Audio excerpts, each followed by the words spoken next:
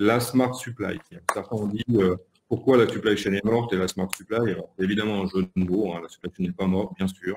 On est bien d'accord, mais il y a quelque chose d'autre qui arrive et que nous, on appelle la smart supply, et c'est ce qu'on va évoquer avec nos intervenants du jour, à savoir Yannick Buisson pour FM Logistique, Patrick Cazon pour Sigfox et Rémi Janin pour Savoir. Pour démarrer, une petite vidéo, si Léonie peut la lancer, pour rappeler ce qu'on fait nous pour Coint et pourquoi on veut parler smart supply.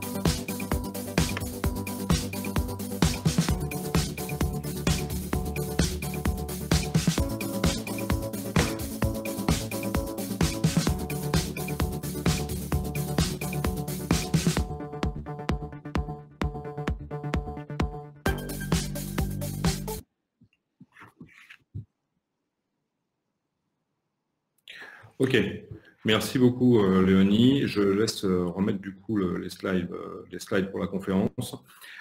Donc l'objectif du jour, c'était de vous parler d'un espace nouveau qu'on avait prévu de créer avec l'équipe RID cette année, un stand qui devait s'appeler le Smart Supply Village. Et pourquoi le Smart Supply Village? Parce qu'à travers une discussion à bâton rompu avec Alain et Thomas, on s'était dit que ça serait peut-être bien de parler de la supply chain dans le futur. Et de se demander pourquoi la supply chain dans le futur, qu'est-ce qu'elle a comme particularité, cette supply chain dans le futur. Cette supply chain dans le futur, quand on se projette dans quelques années, alors ne demandez pas à quand précisément, c'est souvent une question qu'on me pose, c'est quand la smart supply? Je ne sais pas, et si je le savais, ce serait super, mais c'est malheureusement plus compliqué que ça. Mais cette supply chain dans le futur, elle aura un certain nombre de particularités, et une des particularités qu'elle aura, c'est son niveau de connectivité dans l'ensemble des écosystèmes, d'où le terme de smart supply, c'est comme ça qu'il est né. Il faut voir que quand on voyage un petit peu dans le monde de l'innovation, et à l'échelle mondiale, je parle bien, à peu près tout est en train de devenir smart, smart santé, smart building, smart data, etc. En clair, tout est en train de se connecter. Il n'y a donc aucune raison que notre écosystème supply ne vive pas exactement la même chose. Si tu peux avancer les slides, Denis, d'ailleurs, pour le coup. Donc, on va donner d'ailleurs quelques exemples.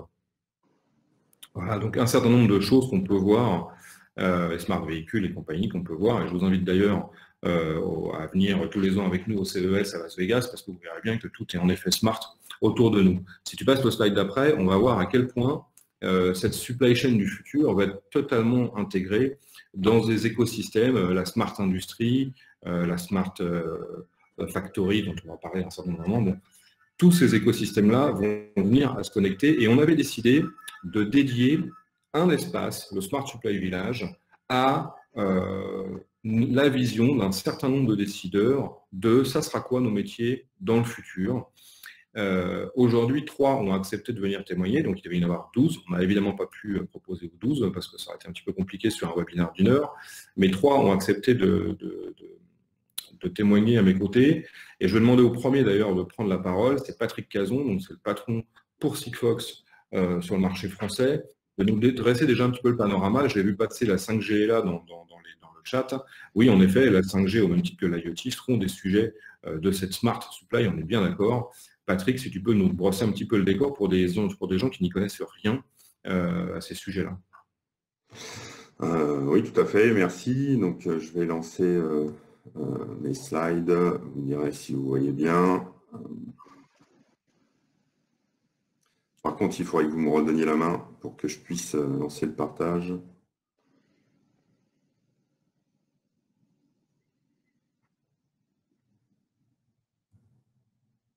Est-ce que vous voyez?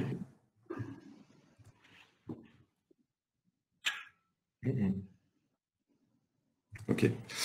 Donc oui, merci pour l'introduction. Donc oui, effectivement, il y a plusieurs technologies qui existent. Il y a la 5G, 4G, 3G.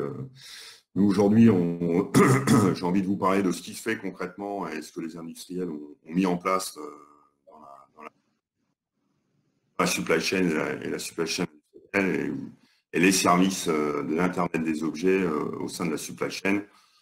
Et en nous, un positionnement dérogé, donc il y a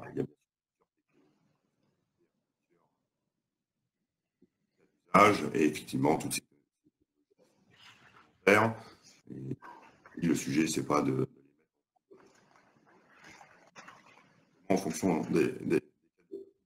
Peut-être juste effectivement un mot sur Sigfox. Donc Sigfox, c'est une entreprise française qui a été créée en 2010, dont le siège social est à la Beige, à côté de Toulouse. Et on a créé une technologie qui permet de pouvoir connecter n'importe quel objet physique au monde digital, donc au monde Internet. Donc, en quelque sorte, si je puisse faire un parallèle, on a créé un réseau mobile, mais dédié à l'Internet des objets, qui est présent dans 70 pays, ce qui est un minimum lorsqu'on veut faire un peu de supply chain et de logistique, il faut être présent à l'international, avec des caractéristiques qui permettent de pouvoir connecter simplement, de manière très peu chère et simple, sans appairage partout dans le monde. Voilà, donc les premiers cas d'usage qui sont dans la Smart Supply, c'est essentiellement ce qu'on appelle la gestion des actifs mobiles. Utilise, je vais vous donner quelques exemples d'industriels. Donc, des actifs mobiles, c'est quoi? C'est des palettes, c'est des contenants, c'est des citernes. Voilà, c'est un nombre d'équipements indispensables pour les industriels français, notamment dans des rôles de supply chain. Et par contre, c'est un cauchemar en termes de gestion. C'est toujours un cauchemar pour un certain nombre d'entreprises de gérer cette flotte. C'est complexe et c'est aussi un enjeu de performance opérationnelle pour les directeurs de supply chain. Donc, c'est un enjeu économique. C'est des actifs qui sont coûteux. En moyenne, c'est 500 €. Ça dure plusieurs années, en moyenne 5 ans. Ça peut aller jusqu'à plusieurs centaines de milliers d'unités. Et puis c'est bien sûr sous-utilisé, il y a beaucoup de pertes, on ne sait pas où elles sont, soit c'est dormant, soit c'est en pénurie.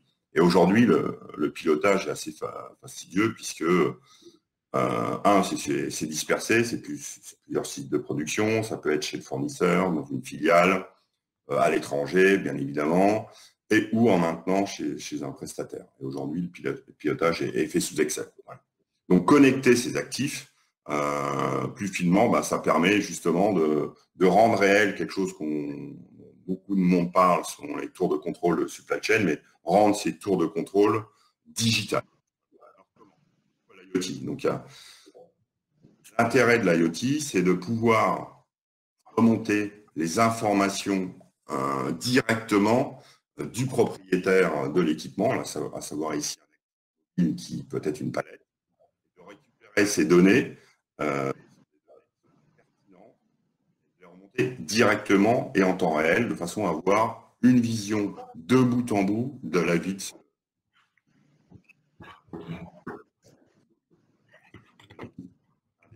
et qui récupère directement. Donc oui, il y a bien sûr plein de technologies qui permettent de le faire ça. Dans l'Internet des objets, ce qui est intéressant, c'est que ça nous permet de remonter ces data, parce que c'est ça qui nous intéresse.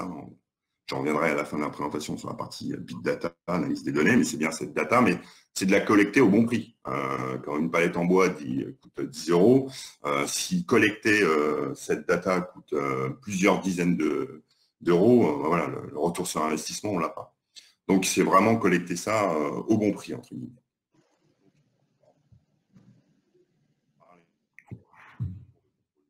Aujourd'hui, ces tours de contrôle, entre guillemets, papier, elles existent. Elles ne permettent pas aux patrons de supply chain d'avoir des informations directement de ces modifs et dépendent d'un certain nombre de partenaires,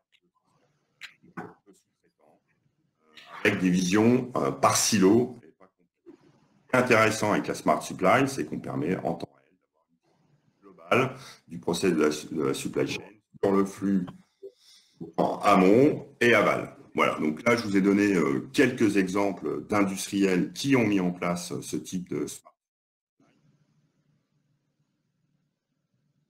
Comme le groupe PSA, par exemple, qui aujourd'hui, rien qu'en Europe, utilise 2000 sous-traitants. Ils sont propriétaires du contenant. Ils l'envoient à leurs sous-traitants, qui peuvent être une partie d'une pièce moteur, qui peut être un pare-choc, qui peut être un alternateur. Le sous-traitant l'attend, cette pièce, et la renvoie.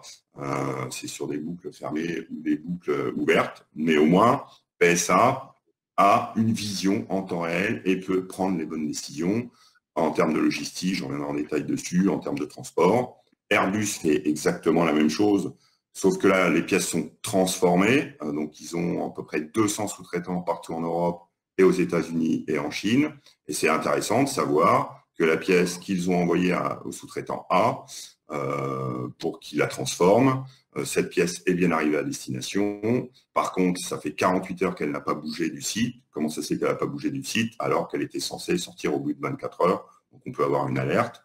Pareil avec notre client en Allemagne avec Deutsche Post, qui utilise des rollers, qui sont des petites cages pour les petits colis, et qui permet d'avoir une visibilité partout dans le monde, partout pardon, en Allemagne, et d'avoir retrouvé ces contenants en Pologne et ou en Autriche, alors que ça doit rester uniquement en Allemagne. Ça permet de remonter des alertes. Ils travaillent beaucoup avec des partenaires dans le e-commerce, de façon à avoir quelque chose de fluide. Michelin également, donc j'ai mis ici, vous voyez uniquement Michelin, de la partie production à la partie distribution sur le tracking des containers, mais il faut savoir que Michelin l'utilise aussi sur les flux amont, de par le fournisseur de base d'un pneu qui est le caoutchouc, jusqu'au point de vente des clients. Ici, je pourrais prendre comme exemple un constructeur de tracteurs aux États-Unis qui peut avoir, grâce aux conteneurs connectés maritimes de Michelin, une vision des types de pneus qui arrivent ou qui ont du retard, de façon à adapter sa chaîne de production. Donc, voilà un slide sur lequel vous pouvez voir et rendre tangible un peu c'est quoi un conteneur. Ça peut être des palettes plastiques, des rollers, comme je l'ai expliqué pour le poste, ou des conteneurs. Concernant Michelin, pour prendre cet exemple sur le conteneur maritime, pour vous donner un peu des exemples concrets de l'intérêt de pouvoir tracer ici un actif mobile, container maritime complet.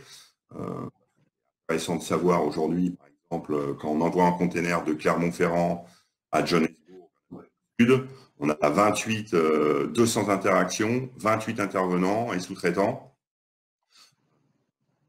On a bien sûr des informations qui viennent de différents systèmes d'information de ces sous-traitants, mais on n'a pas l'information au moment où Michelin en a besoin.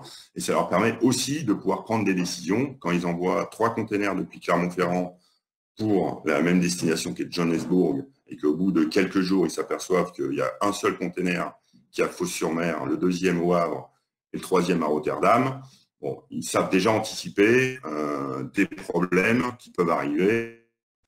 Quand celui de Fos-sur-Mer, qui est le seul qui a pris le chemin qui avait été décidé ensemble avec le sous-traitant, ils s'aperçoivent qu'il s'arrête une semaine à Barcelone, qu'il s'arrête quelques jours à Valence, voilà, ils savent déjà qu'à Algésiras, il arrivera avec du retard. Pourquoi pas la prochaine fois envoyer non pas les containers à Fos-sur-Mer, mais envoyer directement un transporteur routier pour l'envoyer directement à Algésiras. Ils savent qu'ils pourront déjà gagner du temps. Donc, tout ça ont permis d'avoir des gains. Parce que faire de la smart supply pour de la smart supply, ça ne sert à rien. Il faut bien sûr qu'il y ait des retours sur investissement. Et pour chacun de ces industriels, on a eu des retours sur investissement assez vite, pas pour les mêmes raisons. Sur Michelin, c'était essentiellement de pouvoir réduire leur stock partout dans le monde grâce à ce type de container. Le dernier slide, ce qui est intéressant dans l'Internet des objets et Smart quelque chose, c'est de collecter de la data. Collecter de la data et de pouvoir, avec cette data, la collecter le moins cher possible, le présent, où ils sont, qu'est-ce qui se passe, pouvoir apprendre du passé en disant, bon, les gars, comment ça se fait ou qu'il y a une pièce qui parte, décider ensemble de façon à prendre des décisions ou en tout cas essayer d'apprendre un certain nombre de flux. Et alors je sais que c'est un peu ambitieux de le dire, mais pouvoir prédire le futur. C'est-à-dire, voilà, on sait ce qui se passe, donc on peut faire des patterns. Et dès que ces patterns, en termes de data analytique, on les a modélisés, ben on peut donner des flux futurs, on peut prendre des décisions, on peut anticiper, on peut optimiser un certain nombre d'itinéraires routiers. Voilà. Donc, ça, c'est sur la smart supply industrielle. Ce qu'il faut savoir, c'est qu'aujourd'hui, déjà, on travaille et on est en test avec un certain nombre de grands groupes français pour assurer la traçabilité de petits colis, tout simplement parce qu'on a fait des sauts technologiques en cours d'industrialisation qui nous permettent encore de réduire des coûts et de l'encombrement, de réduire aussi la complexité d'intégration et de l'empreinte écologique. Pour vous donner une idée, il y a 6 ans, un tracker, ça coûtait à peu près 200 €, ça durait 5 ans. Aujourd'hui, un tracker, ça coûte moins de 30 €, même plutôt 25 €, ça dure 5 ans. Et on est en train de travailler à industrialiser avec des partenaires industriels électroniques à descendre en dessous de 10 €. Donc, plus on arrivera à descendre ces coûts des trackers, plus on pourra pouvoir suivre et connecter, non plus cette fois le contenant, mais le contenu. Voilà un peu le retour au marché sur la partie smart supply. C'est vrai qu'on en parle beaucoup d'Internet des objets. On fait souvent un amalgame par rapport au B2C, par rapport aux personnes connectées, par rapport au pot de fleurs qui nous dit si oui ou non il y a assez d'eau dans ma terre. Mais là, on parle bien d'environnement industriel, B2B. Et la smart supply, aujourd'hui, c'est déjà une réalité avec un certain nombre de logos que je vous ai présentés.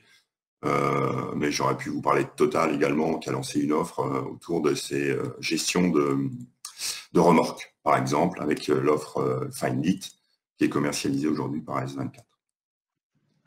Voilà. Ok, Patrick, merci beaucoup pour ce propos, j'allais dire introductif. Pas de retour. Oui. Donc je disais merci pour ce propos introductif, mais qui n'est pas introductif, qui est juste pour planter un petit peu le décor. Je t'avais demandé en effet de prendre la parole en premier parce que beaucoup de gens nous interrogent sur ces sujets-là et c'est pas vraiment évident de comprendre. Je vois d'ailleurs les questions qui défilent sur le chat. Bon, évidemment que ce sont des sujets qui sont, on ne pourra pas vous avoir toutes les réponses aujourd'hui. Si on est sur une conférence qui a l'objectif de porter une vision dans les 10 ans qui viennent, certainement pas de dire que demain on met en œuvre dans les PME, hein, comme j'ai pu le dire.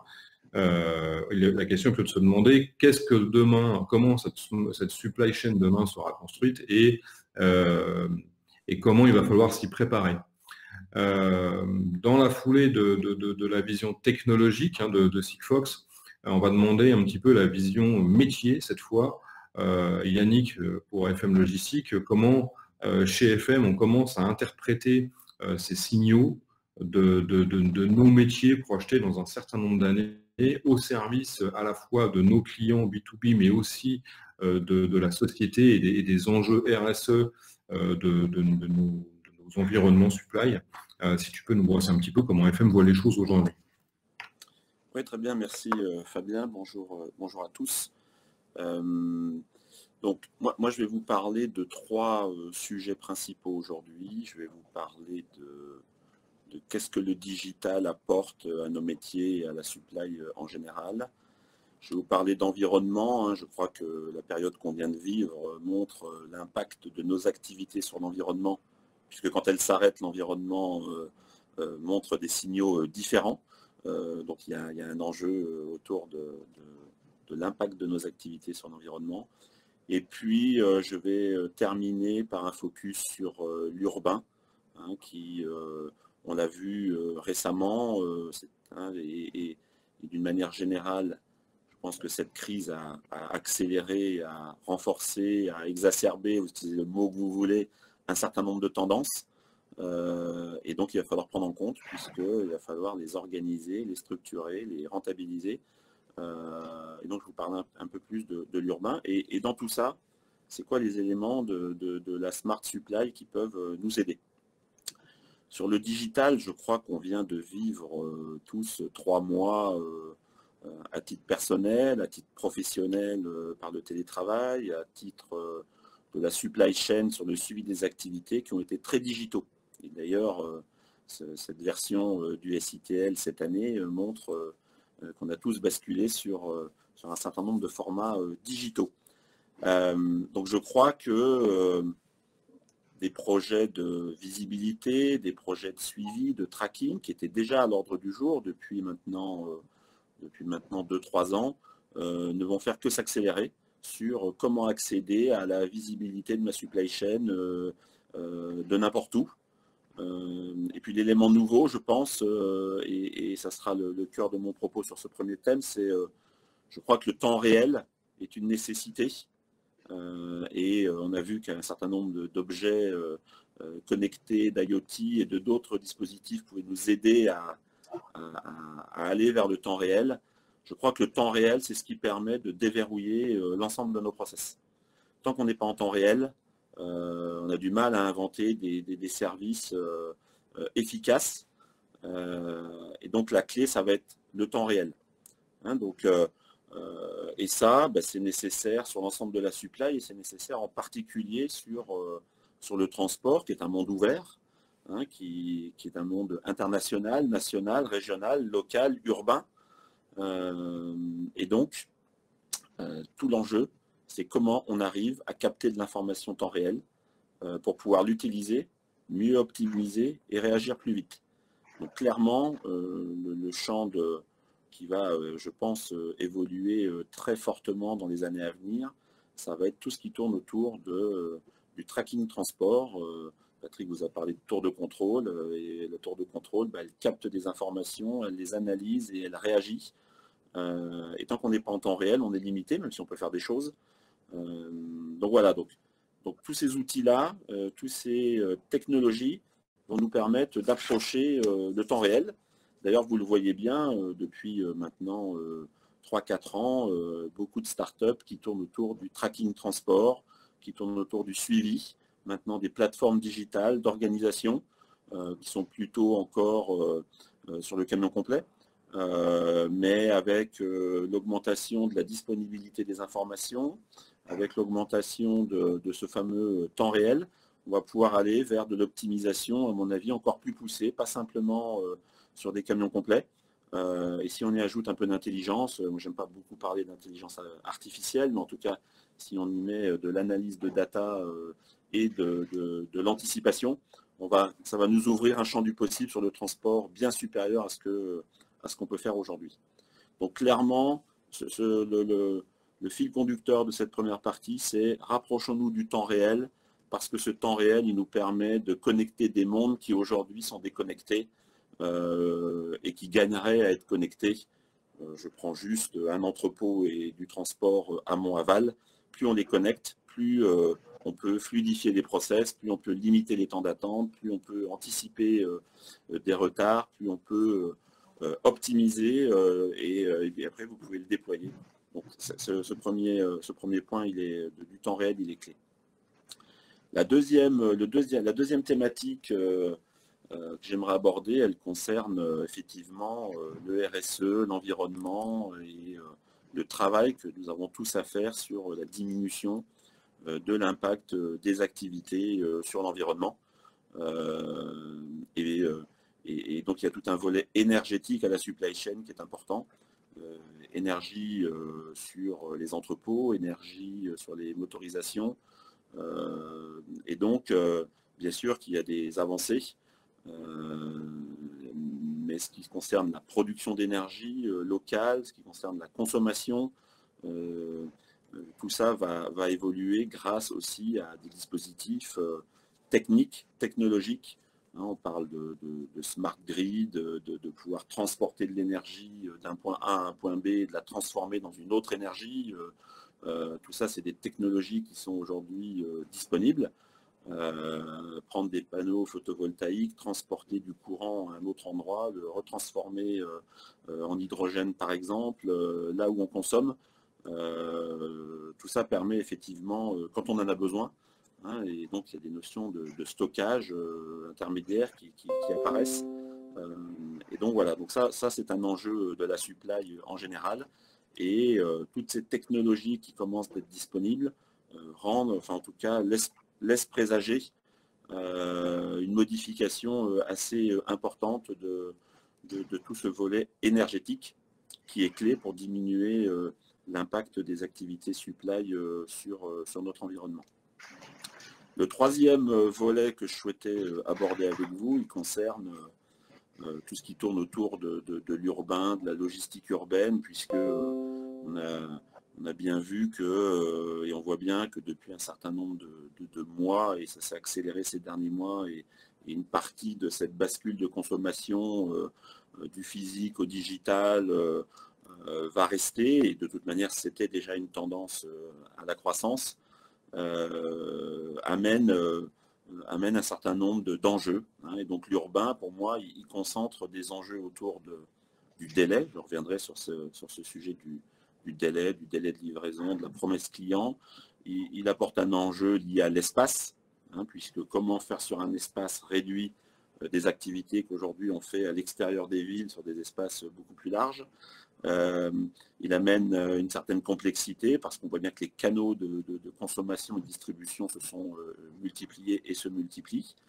Et puis, il a un enjeu de contraintes, hein, de congestion, de contraintes réglementaires. Donc, c'est pour ça que je parle de l'urbain, même s'il n'y a pas que l'urbain.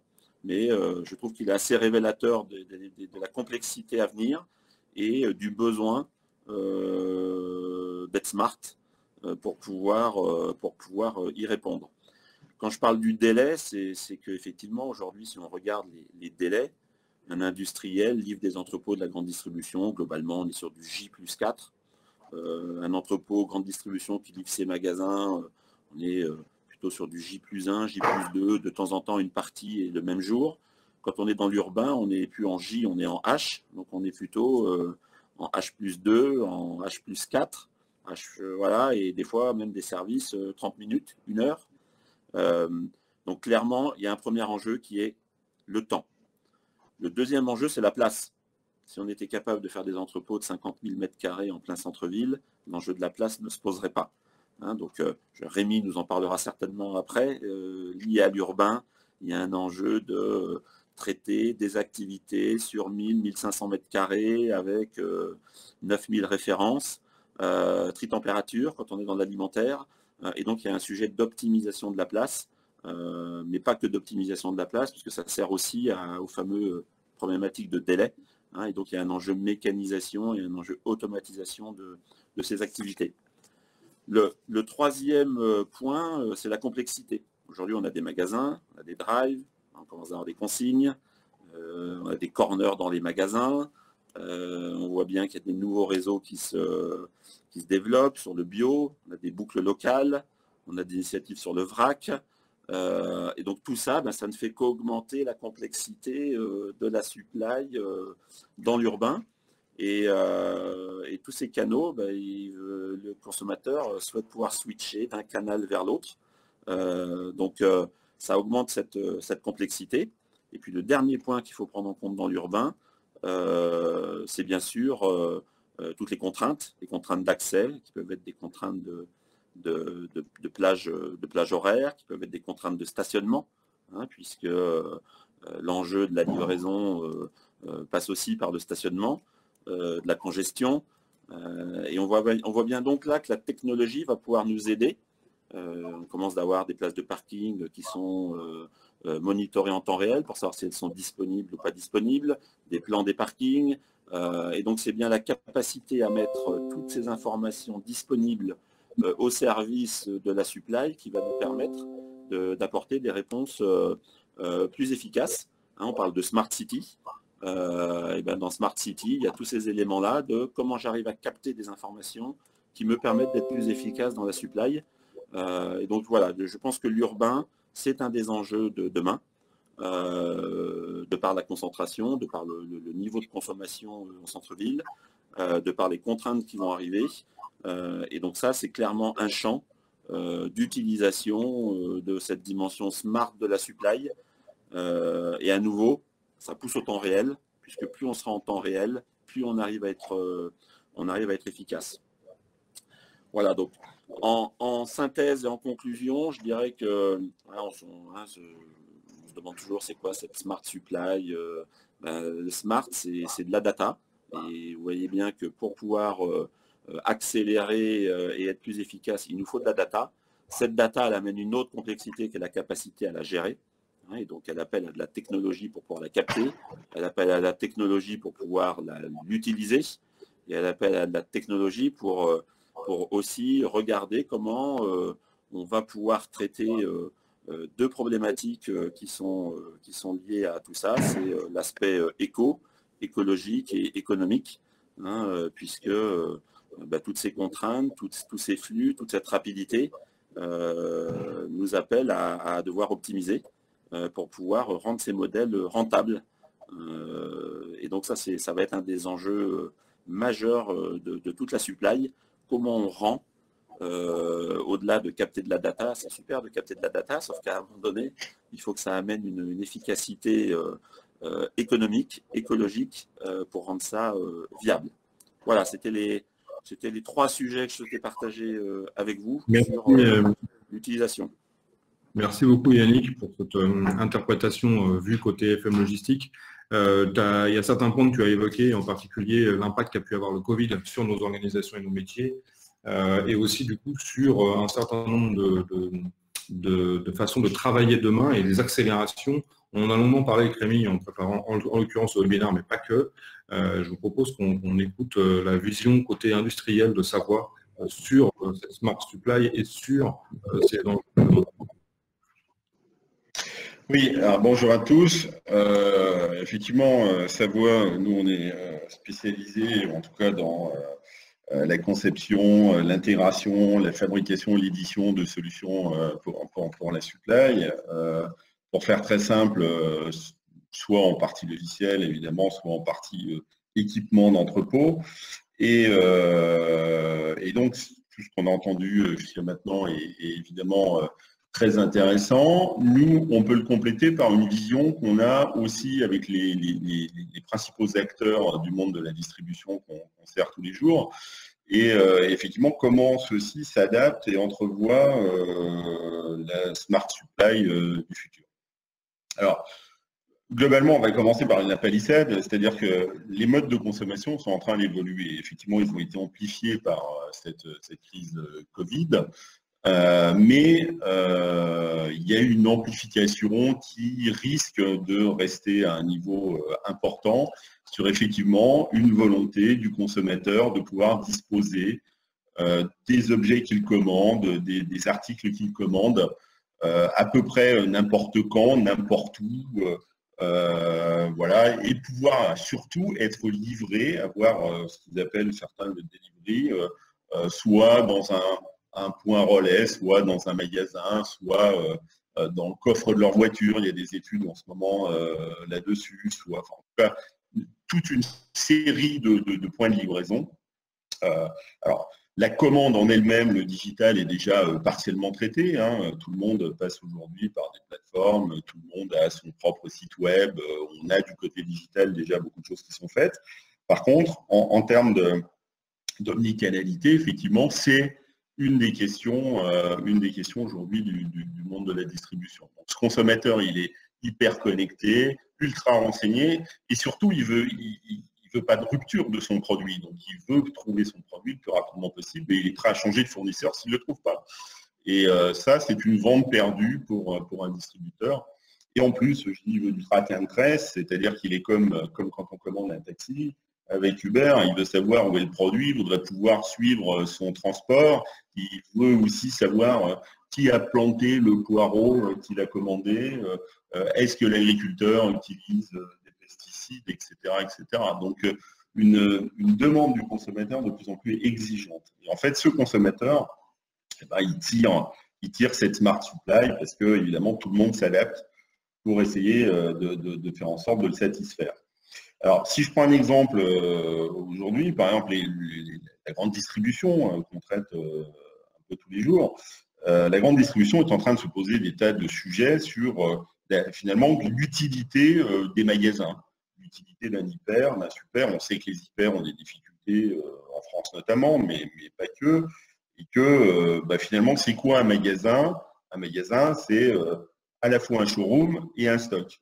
On a le même questionnement dans l'industrie, par exemple, du vêtement, où les grandes chaînes qui sont déjà en difficulté, hein, on l'a vu dans la presse récemment, mais en tous les cas, ils ont ce questionnement sur qu'est-ce que c'est qu'un magasin, et puis finalement, le magasin qui était un point d'arrivée pour un certain nombre d'acteurs se met à devenir un nouveau point de départ, ou en tout cas un nouveau point d'éclatement, puisqu'on peut, dans un magasin, finalement, retirer de la marchandise, on peut, dans un magasin, acheter de la marchandise, mais de la marchandise qui ne se trouve pas forcément dans le stock de ce magasin-là, mais dans un autre.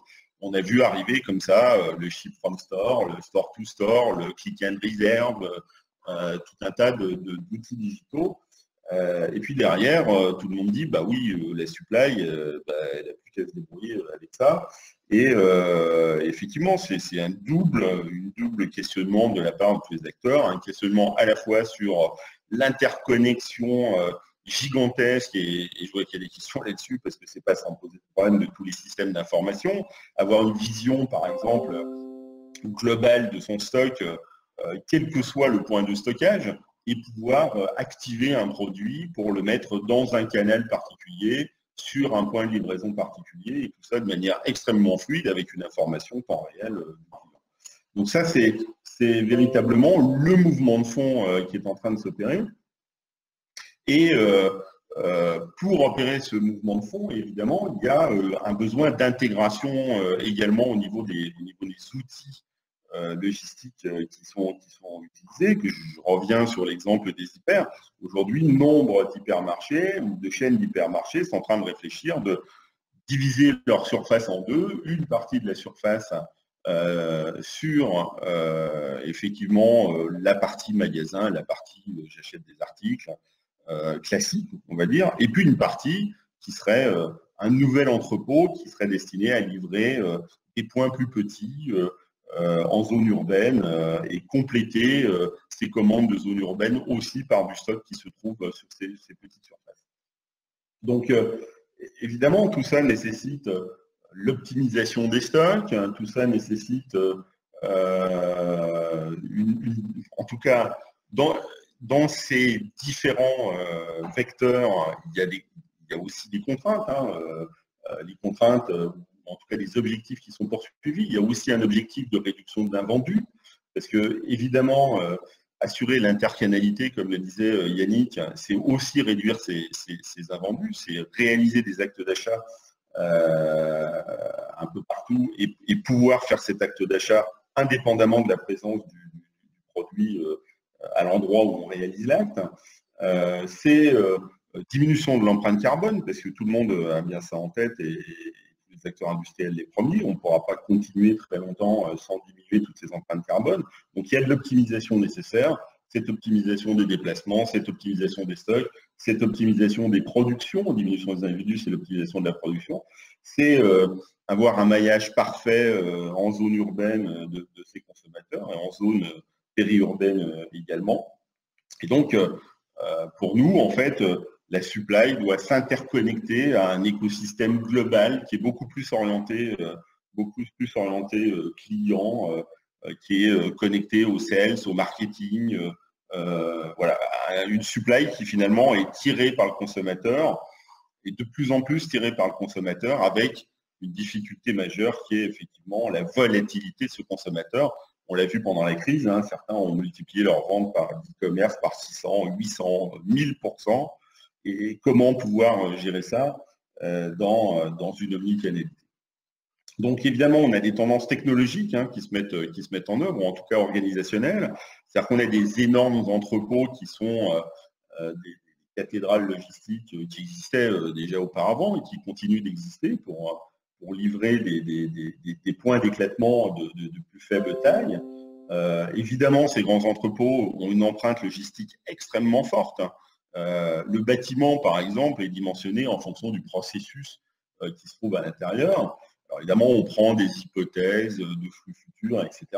Ça demande des systèmes de robotique extrêmement perfectionnés, des systèmes à navettes, que vous connaissez tous, qui soient 2D, 3D. On est vraiment sur des technologies extrêmement poussées. L'endroit le plus complexe se trouvant dans les algorithmies, les arbitrages entre les différents composants et les différentes machines pour optimiser systématiquement le fonctionnement et le flux de ces entrepôts qui sont des investissements lourds. Ensuite, on voit arriver des entrepôts de plus petite taille. On se rapproche du centre urbain où le mètre carré devient extrêmement cher, où là, il faut densifier. Et puis également, il faut avoir une empreinte un peu moins forte parce que, bien évidemment, il faut s'adapter à la localisation du consommateur. Et donc, on cherche à avoir une empreinte plus faible. Et puis, on est en train, aujourd'hui, dans le delivery, de s'occuper, puisque c'est un questionnement saillant de la part de tous, de l'automatisation des points de delivery. Yannick parlait des consignes. Il n'y a pas que les consignes. Il y a aujourd'hui le distributeur automatique, comme un distributeur de billets de banque, mais capable en multitempérature de délivrer des colis. On a également l'interconnexion avec des systèmes ubérisés de livraison par des particuliers à domicile. On a des drives automatisés de plus en plus. Il y a des études sur les drives automatisés, parce que le flux pic dans un drive est extrêmement compliqué à gérer. Et donc, tout ça nécessite évidemment encore une interconnexion. C'est-à-dire que quand vous commandez un article sur Internet, vous dites, OK, moi je veux qu'il soit livré dans mon quartier, soit dans le magasin, soit par un distributeur automatique, soit je veux que le système me réserve automatiquement un petit voisin qui va aller chercher la marchandise et qui va me la livrer à mon domicile. Donc tout ça nécessite évidemment cette interconnexion. Il y a des technologies pour ça. Je crois que Fox l'a bien précisé. L'IoT arrive, on va tout interconnecter. Et tous ces systèmes devront être ouverts sur le consommateur. Alors avec beaucoup se posent des questions en disant oui, mais l'informatique est quand même quelque chose aujourd'hui qui est multicouche, sur lesquelles les interconnexions sont extrêmement délicates. C'est vrai. Elles sont non seulement délicates, mais elles sont extrêmement onéreuses, parce que évidemment le consommateur n'abandonne pas son driver principal également, qui est le prix, et que donc on passe par une nécessaire massification des flux, y compris au niveau informatique, pour justement optimiser cet aspect prix. Donc tout ça rejoint finalement un grand mouvement. Alors les questions, on a des technologies évidemment pour répondre à tout ça. On a, je dirais que la barrière technologique n'est pas la principale barrière. La barrière principale est celle de l'investissement, celle de la capacité financière pour un acteur à maîtriser le tout. Et puis, la deuxième question qui peut se poser dans cette, entre guillemets, digitalisation de la supply, c'est qu'à l'instar de ce qui s'est passé en informatique, où finalement on est passé par des grandes plateformes, où finalement aujourd'hui on passe par, on travaille en mode SaaS, donc on a ce qu'on appelle des hébergeurs, des clouds. Qu'est-ce que c'est que le cloud? C'est finalement un endroit où vont s'exécuter des logiciels qui vont être mutualisés pour plusieurs clients. Et est-ce qu'il y a un miroir de ça du côté du physique? Eh ben, moi personnellement, en tout cas, je pense qu'il va y avoir une nécessité d'avoir ça également au niveau du physique. Et ne serait-ce que parce qu'il y a une interopérabilité nécessaire entre, d'un côté, les commandes qu'on peut passer sur le web depuis n'importe quel point, bientôt depuis votre voiture, et puis, effectivement, la mise en branle, si j'ose dire, de tout le système physique qui doit délivrer le produit derrière. Alors, vous savez très bien que aussi celui qui garde le contact avec les clients est celui qui capte la valeur. Et stratégiquement, on peut se demander si finalement la supply chain ne va pas être dévalorisée. Aujourd'hui, elle est plutôt celle qui court après le digital. Mais est-ce qu'elle n'a pas une place demain qui soit une place prépondérante? On peut se poser, moi je vous pose la question parce que j'ai une conviction là-dessus. Je pense que la supply va vivre dans les années futures une remise en avant extrêmement forte. Parce que pour revenir à celui qui capte la valeur, qui est en contact avec le client, imaginez un acteur qui soit capable de passer chez vous tous les jours. Et bien, celui-ci, s'il avait un panel de produits à vous proposer, vraisemblablement aurait une prime en termes de positionnement marché par rapport à un acteur qui, lui, ne passerait pas chez vous tous les jours et donc qui serait plutôt sur des fréquences plus faibles. Donc, il y a véritablement, je pense, quelque chose qui va s'opérer dans les années qui viennent, qui peut être dangereux pour certains acteurs. Il y a une concentration du secteur. C'est exactement la politique d'Amazon, hein, pour ceux qui la suivent. C'est-à-dire que quand vous pouvez dire aux consommateurs, je suis chez vous 2 fois par jour, tous les jours, eh bien, il suffit simplement de développer une plateforme digitale avec tous les produits de la planète et vous êtes le roi du monde, vous livrez tout le monde. Et c'est en ça que la supply devient, je pense, le monde prépondérant. Je suis désolé, Rémi, je vais me permettre d'interrompre, mais vu qu'il nous reste 11 minutes à partager un petit peu et qu'il y a eu pas mal de questions sur le chat, j'aimerais que vous puissiez y répondre tous les trois, d'autant qu'il y a des questions. Alors, tu l'as déjà un petit peu abordé, Rémi. Il y a pas mal de questions autour de l'interopérabilité des systèmes, et la multiplication des couches. Il y a un sujet qui est là. Moi, derrière ça, je mettrais bien un sujet data. J'avais d'ailleurs demandé à François Depré de GS1 d'intervenir à nos côtés, mais il n'était pas dispo parce que derrière la Smart Supply, il y a des énormes enjeux. C'est la collecte de la data et son interprétation via les intelligences artificielles. Donc là, je vous laisserai bien réagir et pourquoi pas d'ailleurs Yannick, parce que tu maîtrises bien l'informatique d'FM, ou Patrick. Il y a plusieurs questions autour des problématiques environnementales et liées à cette accélération de la supply chain où moi, j'ai ma petite vision là-dessus, mais voilà, je voudrais bien vous faire rebondir déjà sur ces 2 thématiques, en faisant assez court, parce qu'il nous reste 10 minutes 36, précisément. Qui prend la main sur les problématiques sur couche informatique, complexité autour de ça? Yannick, tu nous en touches un mot? Oui, rapidement, je pense qu'effectivement, c'est un des enjeux aujourd'hui. On est encore dans une phase où il y a beaucoup de systèmes, entre guillemets, dits propriétaires, des standards différents. Quand je vous parlais de l'enjeu de tracking du transport, une des problématiques, c'est que voilà, aujourd'hui, il y a déjà des taux d'équipement qui sont pas suffisants. On n'a pas obligatoirement des équipements dans tous les camions. Et puis après, il y a équipement, solution et solution. Donc, se sont développés finalement des intégrateurs de tracking transport, les Project 44, Shipeo et d'autres solutions qui ont vocation à concentrer et faciliter finalement la mise à disposition des informations et leur analyse et leur utilisation. Bon, mais ça reste encore, je ne parle pas on est dans un monde ouvert, donc on est dans un monde international. Et donc, effectivement, aujourd'hui, ça reste une assez grande complexité d'un point de vue transport en particulier. Et puis après, quand on descend sur les entrepôts, les différents systèmes, les couches qui parlent à la mécanisation. Bon, donc il est vrai que derrière cette ambitieuse nécessité d'avoir un suivi temps réel de toutes ces informations se cache une complexité technique, informatique, qui fait qu'aujourd'hui, c'est ça qui freine, je pense, en partie, l'utilisation plus large. Voilà, donc oui, c'est un vrai enjeu, mais je pense que dans toutes les industries, il y a des standards qui vont émerger et tout ça va converger, mais ça va prendre un peu de temps.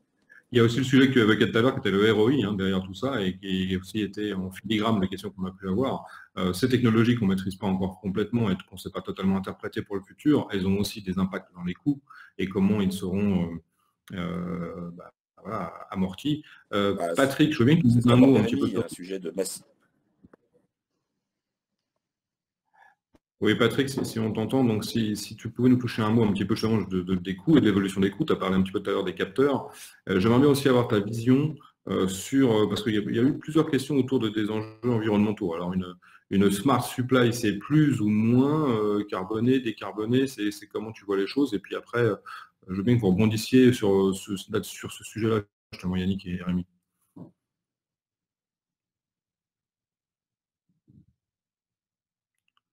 On t'entend pas, Patrick? Ah, c'est bon.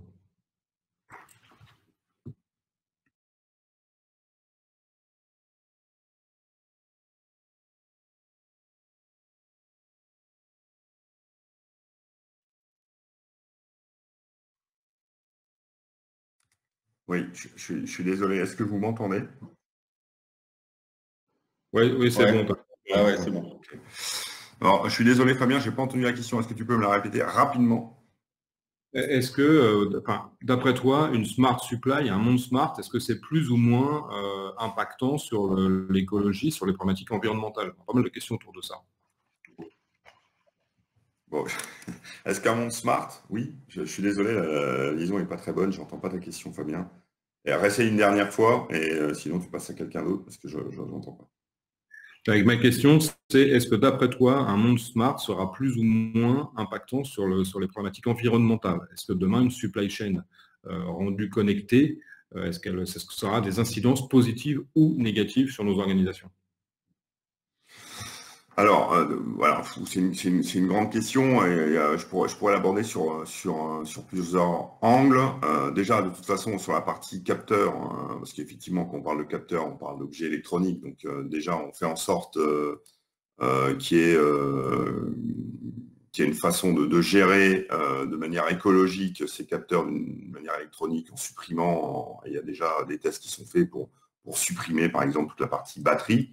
Voilà, ça c'est un premier axe. On met en place aussi des filières complètes pour le recyclage sur la partie électronique, qui sont déjà en réflexion et déjà mis en place. Donc tout ça, c'est déjà abordé. Bien évidemment, je vous ai donné des exemples concrets de ce qu'on peut faire sur la partie smart supply. Donc, et je vous ai parlé on parle aujourd'hui de c'est quelques millions de capteurs dans la nature uniquement pour la partie logistique supply, mais c'est une goutte d'eau, hein. C'est une goutte d'eau aujourd'hui par rapport à ce qu'on peut faire si on veut vraiment connecter une bonne partie et suivre une bonne partie des flux qu'on a à travers la planète. Donc oui, il y a forcément un axe à travailler, il y a forcément des impacts environnementaux à prendre en compte dès à présent. Ça, c'est sûr. Je ne sais pas si j'ai répondu à ta question, mais... Oui, si, bien sûr. Yannick, ta vision de ton côté? Si on part du principe que être smart, c'est consommer le juste nécessaire et que tous ces outils nous aident à consommer le juste nécessaire, il doit y avoir un modèle vertueux autour de la smart supply.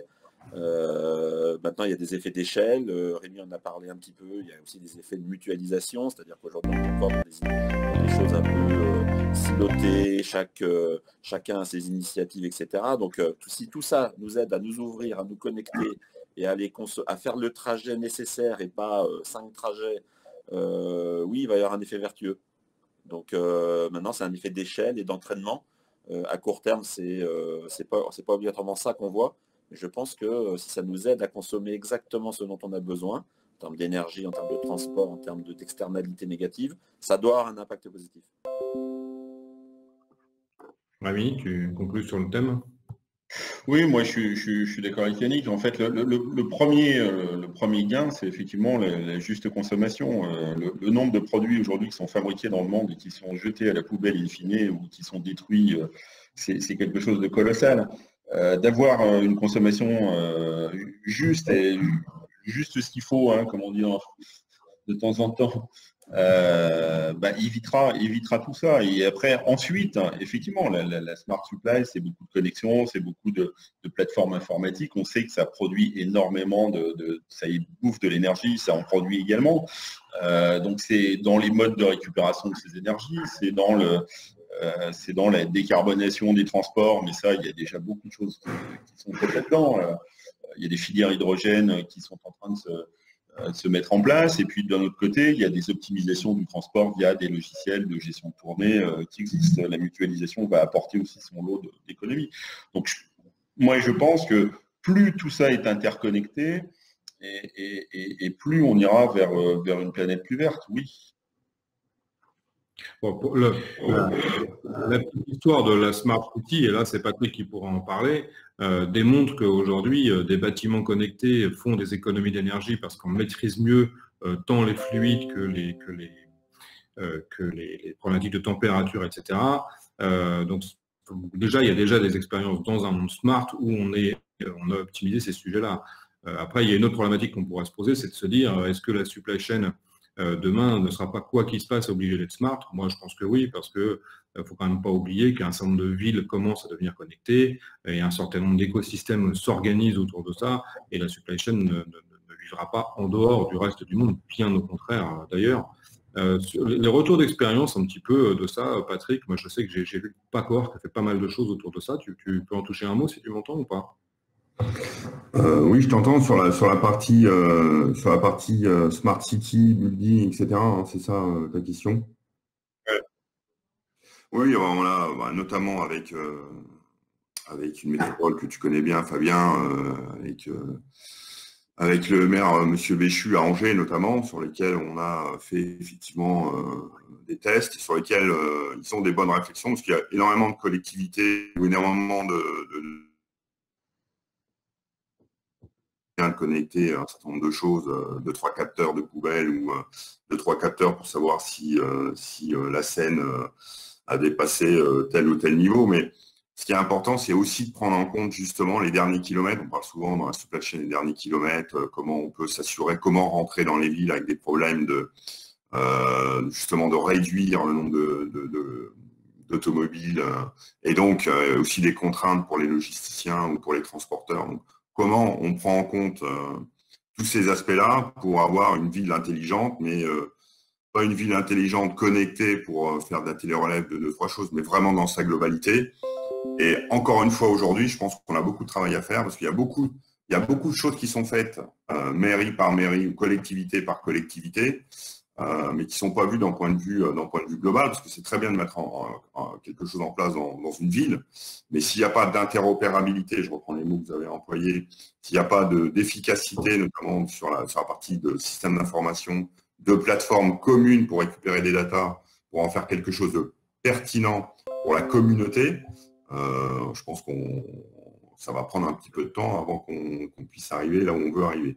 Mais oui, il y a des choses qui sont faites, il y a des choses qui sont faites notamment en Eure-et-Loire pour pouvoir connecter des routes, connecter des chemins avec les gens, avec des sociétés, des industriels comme la Croix également, et à Angers. Je vais devoir t'interrompre, Patrick, je suis désolé, mais en fait la conf call va s'arrêter dans 10 secondes. Donc je vais conclure un mot sur la data, en l'occurrence, pour conclure c'est au premier webinaire lié à la Smart Supply. La Smart Supply sera une supply de data. Je vous souhaite une bonne journée à tous.